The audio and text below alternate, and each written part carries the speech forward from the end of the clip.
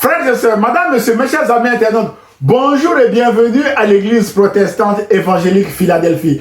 Ici votre bien-aimé, pasteur Célestin Zouga. J'ai toujours la joie de partager la parole de Dieu avec vous, mes chers amis internautes. La joie du Seigneur est notre force, frères et sœurs. Nous poursuivons notre série de messages sur la bonté de Dieu. Et le titre de notre message de ce matin est affiché à l'écran. Confiance en soi ou en Dieu, mes chers amis internautes. Autrement dit, devons-nous placer notre confiance en nous-mêmes ou en Dieu, mes chers amis internautes? Frères et sœurs, avoir confiance en nous, c'est avoir confiance à notre curriculum vitae. Avoir confiance en nous, c'est avoir confiance à nos compétences, à nos savoir-faire, à nos talents, mes bien-aimés dans le Seigneur. Avoir confiance en nous, c'est avoir confiance à notre travail. Avoir confiance en nous, c'est avoir confiance à nos parents, à nos amis et à nos proches qui peuvent intervenir rapidement pour nous aider en cas de danger. Tout ça, c'est très bien, mes chers amis internautes. Malheureusement, il y a des moments où nous sommes dépassés, abandonnés à nous-mêmes et seuls face à nos Goliaths ou à nos ennemis. Et la question est, que faire dans cette situation, mes chers amis internautes? Mon frère, ma soeur, Jésus a répondu à cette question. À ses disciples désespérés et découragés et qui ne savaient quoi faire suite à l'annonce de son départ au ciel, Jésus leur avait dit en Jean chapitre 14 verset 1 que votre cœur ne se trouble pas. Ayez foi en Dieu, ayez aussi foi en moi. Autrement dit, mes bien-aimés, ayez confiance en Dieu et ayez aussi confiance en moi, a dit Jésus. Voilà le message de Jésus sur la confiance. Frères et sœurs, l'auteur de l'Épître aux Hébreux a aussi corroboré ce message en disant à ses contemporains: ayez les regards fixés sur Jésus et non sur vous-même, parce que Jésus est le chef et le consommateur de votre foi. Mes bien-aimés, la foi, c'est la confiance en Dieu, point, mes bien-aimés. Et or, sans la foi, il est impossible de lui être agréable, car il faut que celui qui s'approche de Dieu croit que Dieu existe et qu'il est le rémunérateur de ceux qui le cherchent, dit l'auteur de l'Épître aux Hébreux, chapitre 11, verset 6. Voilà le cœur du message de l'évangile, frères et sœurs. Mes chers amis internautes, la confiance en Dieu passe avant la confiance en nous-mêmes, avant la confiance en soi. Malheureusement, aujourd'hui, la confiance en soi est devenue un phénomène de société. Nous avons tendance à mettre la confiance en nous-mêmes avant la confiance en Dieu, ce qui est dangereux, mes chers amis internautes. Frères et sœurs, la confiance en Dieu n'a pas de limite, mais la confiance en soi a des limites naturelles parce que nous sommes naturellement limités. Goliath avait confiance en lui-même en menaçant l'armée d'Israël pendant 39 jours. Mais au 40e jour, le petit David qui avait placé sa confiance en Dieu apparut et coupa la tête de Goliath avec son épée, mes bien-aimés dans le Seigneur. Voilà jusqu'où la confiance en soi ou la confiance en nous-mêmes peut nous amener si nous avons une mauvaise appréciation de nos limites, comme Goliath, mes chers amis internautes. C'est pourquoi je vous propose d'aborder 2 points dans ce message, comme affiché à l'écran. Le premier point sera: la confiance en soi a une limite. Alors, que faire au-delà de cette limite? Et le deuxième et dernier point sera: placer notre confiance en Jésus, mes chers amis internautes. Point numéro 1, la confiance en soi a une limite. Que faut-il faire au-delà de cette limite, mes bien-aimés dans le Seigneur? Frères et sœurs, mes chers amis internautes, selon les Nations Unies, je cite, la confiance en soi permet d'avoir une vision réaliste de nos capacités. On souligne vision réaliste de nos capacités. Croire en nos capacités permet de mieux gérer nos émotions et atteindre nos objectifs. Avoir confiance en soi est bénéfique pour la santé mentale, la réussite, la prise de décision et la résilience. Fin de citation. Voilà les bienfaits de la confiance en soi. Mon frère, ma soeur, la confiance en soi n'est pas mauvaise eu égard à ces bienfaits que nous venons de voir. Mes bien-aimés, c'est pourquoi de nombreux auteurs et coachs proposent propose des solutions pour renforcer ou améliorer la confiance en soi. Certains de ces auteurs s'appuient sur l'échelle des besoins d'Abraham Maslow pour montrer combien la confiance en soi est très importante. Sur une échelle de 1 à 5, le besoin d'estime de soi, qui est proche de la notion de confiance en soi, se situe au 4e rang, mes bien-aimés dans le Seigneur. Ce qui confirme notre intérêt pour améliorer la confiance en nous-mêmes, mes chers amis internautes. Mon frère, ma soeur, il est vrai que les diverses solutions proposées par ces auteurs peuvent nous aider à améliorer la confiance en nous-mêmes, mes bien-aimés. Mais ces solutions se heurtent à nos limites naturelles, c'est-à-dire que l'être humain a une limite au-delà de laquelle la confiance en soi cesse tout simplement parce que notre limite naturelle est atteinte, mes bien-aimés dans le Seigneur. C'est ce qui était arrivé à l'apôtre Paul qui déclare en 2 Corinthiens chapitre 1 verset 8 à 10 que nous ne voulons pas, en effet, vous laisser ignorer, frères, au sujet de la tribulation qui nous est survenue en Asie, que nous avons été excessivement accablés au-delà de nos forces, de telle sorte que nous désespérions même de conserver la vie, dit l'apôtre Paul, et nous regardions comme certains notre arrêt de mort, afin de ne pas placer notre confiance en nous-mêmes, mais de la placer en Dieu, qui ressuscite les morts. C'est lui qui nous a délivrés et qui nous délivrera d'une telle mort. Lui de qui nous espérions qu'il nous délivrera encore et encore et encore, mes bien-aimés dans le Seigneur. Waouh! Frères et sœurs, mes chers amis internautes, la confiance en soi a des limites qu'il ne faut pas dépasser, qu'il ne faut pas franchir. Excessivement accablé au-delà de ses forces, l'apôtre Paul a lâché prise et a fait confiance à Dieu. L'apôtre Paul n'a pas donné de détails sur la nature ou les circonstances auxquelles il faisait face en Asie. Toutefois, lorsque nous lisons 1 Corinthiens chapitre 16 verset 8 à 9, l'apôtre Paul dit ceci: « Je resterai néanmoins à Éphèse jusqu'à la Pentecôte, car une porte grande et d'un accès efficace m'est ouverte, et les adversaires sont nombreux, mes bien-aimés. » À partir de ce texte, beaucoup de commentateurs affirment que ces tribulations auraient probablement eu lieu à Éphèse, ville d'Asie, où l'apôtre Paul a souligné la nombreuse présence de ses adversaires. Mon frère, ma soeur, lorsque Dieu vous prépare à un ministère où vous ouvre une porte grande et d'un accès efficace, vos adversaires et vos ennemis vont aussi se multiplier, mes bien-aimés. Vos adversaires et vos ennemis vont aussi multiplier leurs agissements afin de vous empêcher d'accéder à cette porte grande et efficace que Dieu veut vous ouvrir, mes bien-aimés dans le Seigneur. C'est pourquoi ce message vise à vous encourager à ne pas placer votre confiance en vous-même, mais de la placer en Dieu qui vous a élu dès la fondation du monde à entrer par cette porte grande et efficace que lui-même vous a ouverte, mes bien-aimés dans le Seigneur. Frères et sœurs, mes chers amis internautes, toujours pour nous aider aussi à comprendre le pourquoi des tribulations de l'apôtre Paul en Asie, Luc fait mention en Actes chapitre 19, versets 23 à 40, d'un nommé Démétrius Orfèvre, un fabricant d'idoles à Éphèse, qui a réussi à soulever toute la ville d'Éphèse contre l'apôtre Paul. La raison principale de ce soulèvement est que la bonne nouvelle de l'évangile amenait la population à se débarrasser de leurs idoles, ce qui serait une perte de gain pour les fabricants d'idoles. D'où cette opposition à laquelle l'apôtre Paul a résisté en plaçant sa confiance en Dieu, mes bien-aimés dans le Seigneur.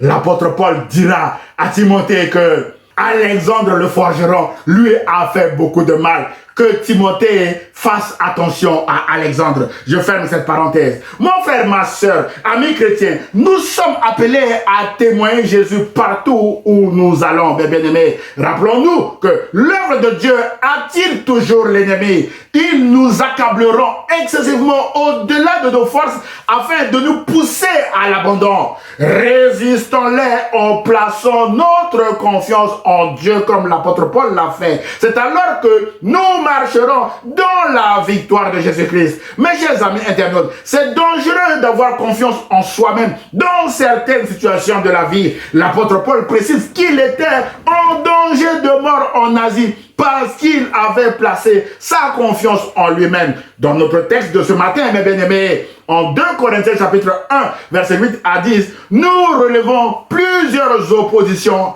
importantes, mes bien-aimés.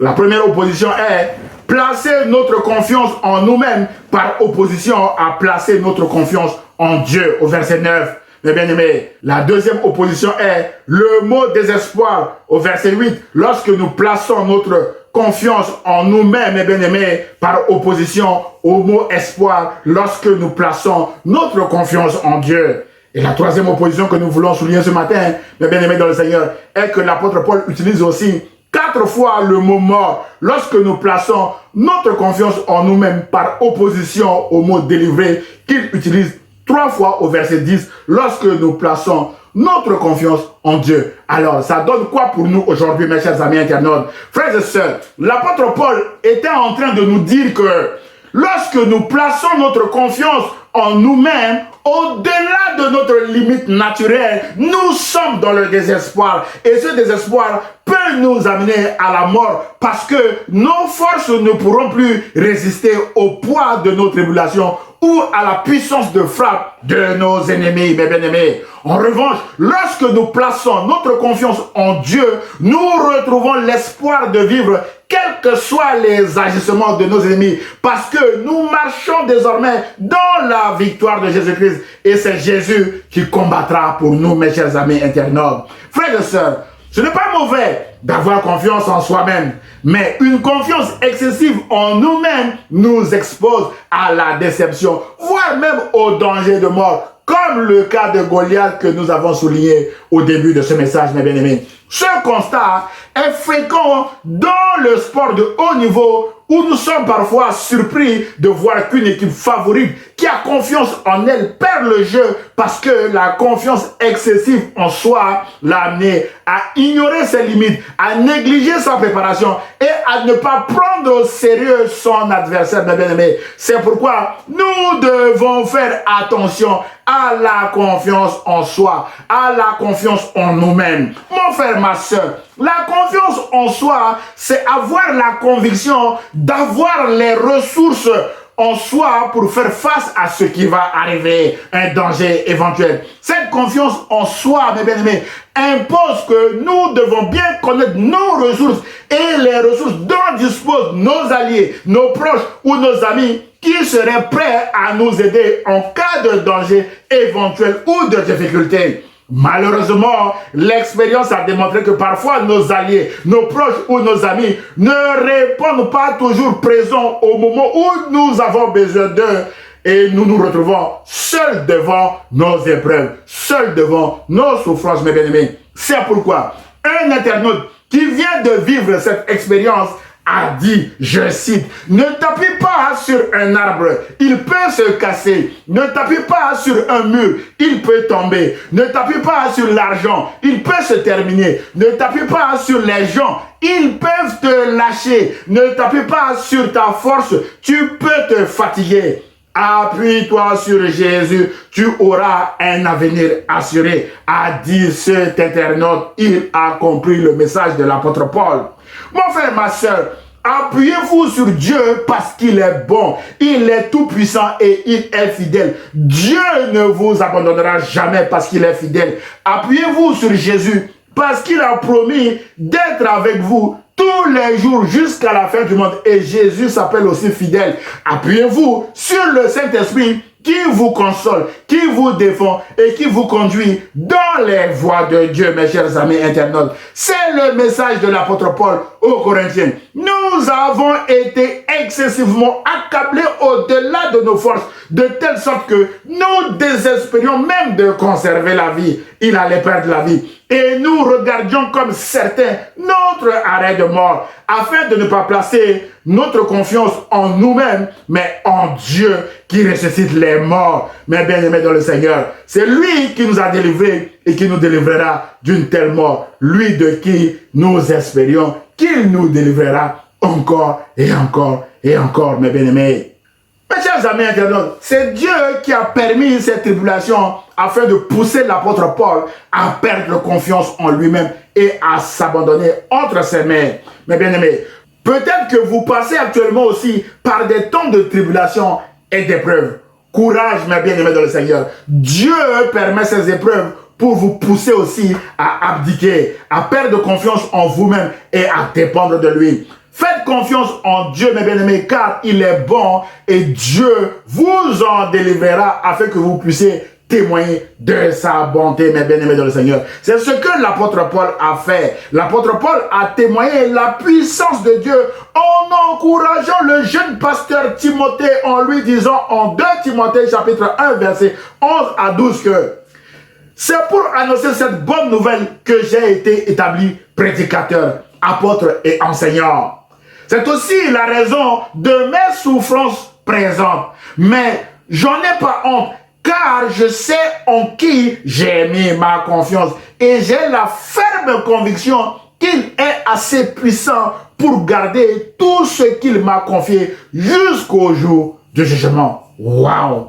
L'apôtre Paul a une ferme conviction que Dieu est assez puissant pour le garder, mes bien-aimés dans le Seigneur, pour garder tout ce que Dieu lui a confié jusqu'au jour du jugement, mes chers amis internautes. Mon frère, ma soeur, Dieu est bon et puissant aussi pour vous garder le jour de la détresse. Il a déployé cette puissance en ressuscitant Jésus-Christ de la mort, en le faisant triompher de la mort et de toute domination, en l'élevant au titre de Seigneur pour l'éternité et en mettant tout au pied de Jésus, mes bien-aimés. La question de ce matin est, allez-vous continuer à vous battre tout seul, mes bien-aimés dans le Seigneur? Allez-vous continuer à placer votre confiance en vous-même, mes chers amis internautes? Ce message vous encourage, mes bien-aimés, à perdre confiance en vous-même, mais à placer votre confiance en Jésus qui vous délivrera encore et encore et encore de la main de vos ennemis. C'est ce que nous allons voir maintenant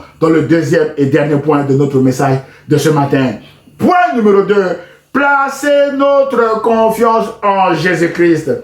Frères et sœurs, dans le monde spirituel, Jésus est connu pour être le plus puissant et le plus fort, car sa puissance est inégalable. Faire confiance à Jésus, c'est arrêter de placer sa confiance en soi-même ou à autre chose. Faire confiance à Jésus, c'est cesser de vouloir lutter tout seul avec nos propres forces devant nos souffrances et devant nos ennemis. Faire confiance à Jésus, c'est mettre Jésus en première ligne du danger. C'est renoncer au combat et laisser Jésus, mes bien-aimés, combattre pour nous, mes bien-aimés dans le Seigneur. Faire confiance à Jésus, c'est perdre la confiance en soi et dépendre au jour le jour de la grâce de Jésus, mes bien-aimés dans le Seigneur. Frères et sœurs, il est indispensable de faire confiance à Jésus pour plusieurs raisons. La première raison est celle-ci. Jésus a versé son sang pour vous, mes bien-aimés, afin que vous ayez la vie éternelle en lui. La Bible déclare en Colossiens chapitre 2, verset 13 à 15 que vous qui étiez morts par vos offenses et par l'incirconcision de votre chair, il vous a rendus à la vie avec lui, en nous faisant grâce pour toutes nos offenses. Il a effacé l'acte dont les ordonnances nous condamnaient et qui subsistait contre nous. Et il l'a détruit en le clouant à la croix. Il a dépouillé les dominations et les autorités et les a livrées publiquement en spectacle en triomphant d'elles par la croix. Waouh! Colossiens chapitre 2, verset 13 à 15 que je vous invite à relire chez vous, mes bien-aimés dans le Seigneur.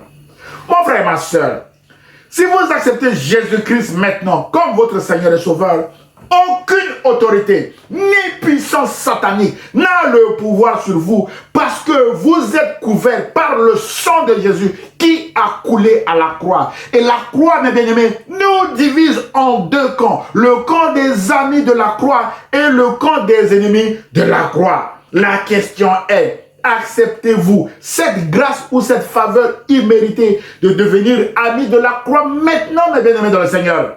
C'est alors que vous aurez la vie éternelle en Jésus-Christ. L'apôtre Paul dit que La fin des ennemis de la croix est la perdition ou la mort éternelle dans les temps de feu, mes bien-aimés. Alors, ne résistez pas ce matin à l'appel de Jésus à changer de camp en l'acceptant comme votre Seigneur et votre Sauveur, mes bien-aimés dans le Seigneur. C'est alors que vous échapperez à la perdition, mes bien-aimés dans le Seigneur. La Bible déclare que si tu confesses publiquement que Jésus-Christ est Seigneur et si tu crois dans ton cœur que Dieu l'a ressuscité des morts, tu seras sauvé. Voilà ce qu'il faut faire, mes bien-aimés dans le Seigneur. De là où vous êtes, confessez que Jésus-Christ est Seigneur et croyez dans votre cœur que Dieu l'a ressuscité des morts. C'est alors que vous serez sauvés, mes bien-aimés dans le Seigneur, et vous deviendrez aussi amis de la croix, mes bien-aimés dans le Seigneur.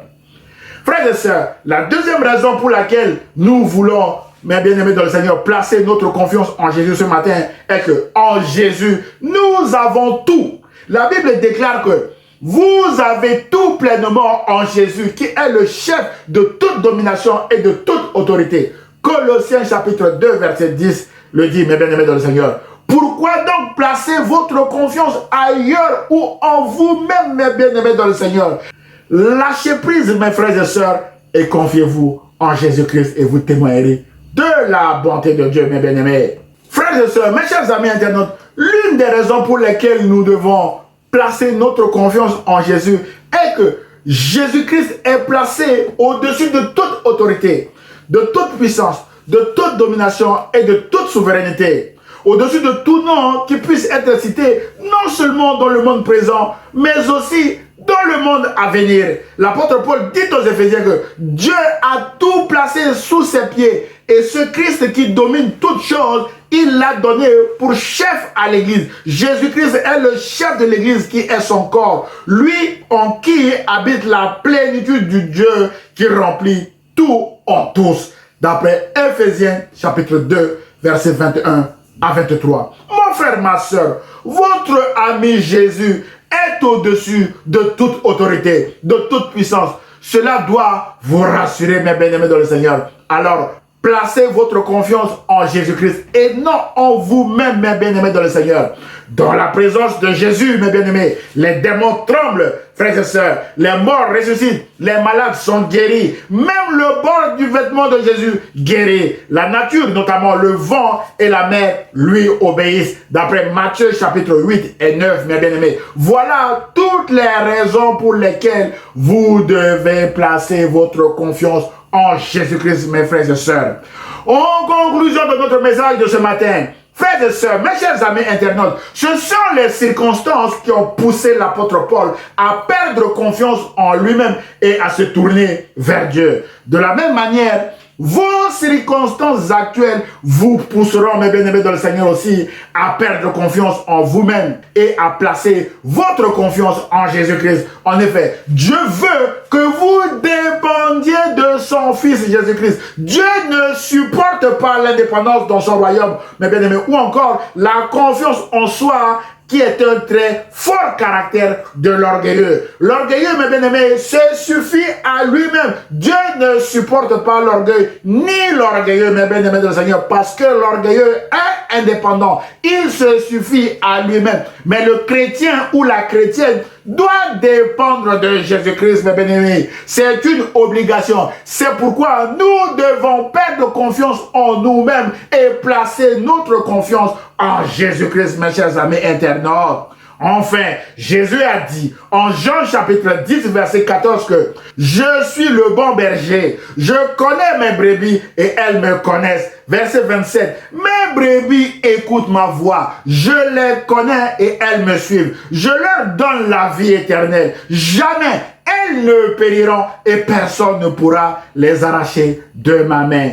Mon Père qui me les a donnés est plus grand que tous et personne ne peut arracher qui que ce soit de la main de mon Père, a dit Jésus en Jean chapitre 10, versets 27 à 29. Frères et sœurs, mes chers amis internautes, j'ose espérer que vous avez entendu la voix de Jésus à travers ce message ce matin et vous lui ferez désormais confiance, mes bien-aimés dans le Seigneur. C'est alors que vous témoignerez de la bonté de Dieu, frères et sœurs. Merci beaucoup pour votre attention et que Dieu vous bénisse. Prions le Seigneur. Seigneur Jésus, aide mon frère ou ma soeur qui vient de regarder ce message à t'accepter comme son Seigneur et son Sauveur et à te faire confiance dans tous les domaines de sa vie. Je prie au nom de Jésus et l'Église protestante évangélique Philadelphie répond Amen. Frères et sœurs, mes chers amis internautes, si vous avez aimé le message, merci de le liker et de le partager à vos proches. Vous pouvez également m'envoyer un mail d'encouragement, vos sujets de prière, voire même des questions ou remarques sur le message à Église Philadelphie 78500@gmail.com. J'aurai le plaisir de vous répondre. À dimanche prochain à 10 h sur la page Facebook ou sur la chaîne YouTube de l'Église protestante évangélique Philadelphie. Et ce, si Dieu le veut. À très bientôt, mes chers amis internautes. Si vous êtes en vacances, passez de bonnes vacances sous la grâce de Dieu. Au revoir.